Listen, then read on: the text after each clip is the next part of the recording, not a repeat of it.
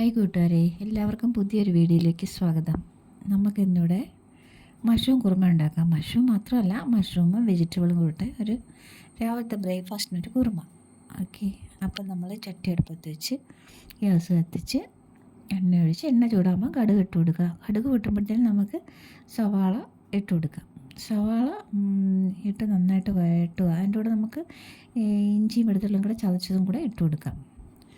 നല്ലതായിട്ട് വഴട്ടുക. ഉപ്പിട്ട് നല്ലതായിട്ട് വഴട്ട് പെട്ടെന്ന് വാടും.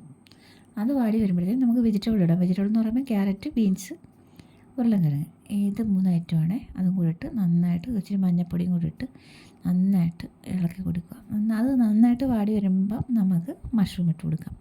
മഷ്റൂം നല്ലതായിട്ട് പിഴിഞ്ഞ് കഴുകണേ. കഴുകിയില്ലെങ്കിലും കുഴപ്പമൊന്നുമില്ല. എന്നിട്ട് അതിന് വെള്ളം കൂടുതലല്ലേ, ആ വെള്ളം നന്നായിട്ട് പിഴിഞ്ഞ് കളഞ്ഞിട്ട് ഇടുക. അത് നന്നായിട്ടിട്ട് അതൊന്ന് വാടി കഴിയുമ്പോഴത്തേനും നമുക്ക് മസാല ഇട്ട് കൊടുക്കാം. അതിന് മല്ലിപ്പൊടി, കുരുമുളക് മാത്രമേ ഇടുന്നുള്ളൂ. മസാല ഇട്ട് അതിൻ്റെ പച്ചമണം മാറുന്നേരം നല്ലതായിട്ട് ഇളക്കി കൊടുക്കുക.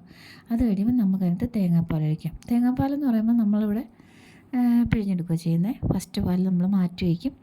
സെക്കൻഡ് പാലും തേർഡ് പാലും കൂടെ ഇതിനകത്ത് ഒഴിച്ച് ആ പാൽ കിടന്നത് നന്നായിട്ട് വെന്ത് കുറുകി വരുമ്പോഴത്തേന് നമ്മൾ ഉപ്പും എല്ലാം നോക്കണം. ആവശ്യത്തിന് ഉപ്പൊക്കെ ഇട്ട് കൊടുക്കണം.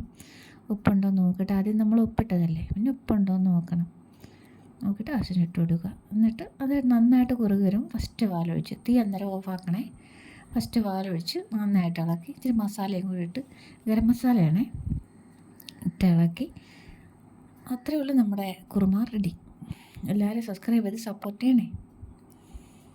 Thank you for watching. എല്ലാവരും ഹാപ്പി ആയിരിക്കുക, സന്തോഷമായിട്ടിരിക്കുക. Thank you.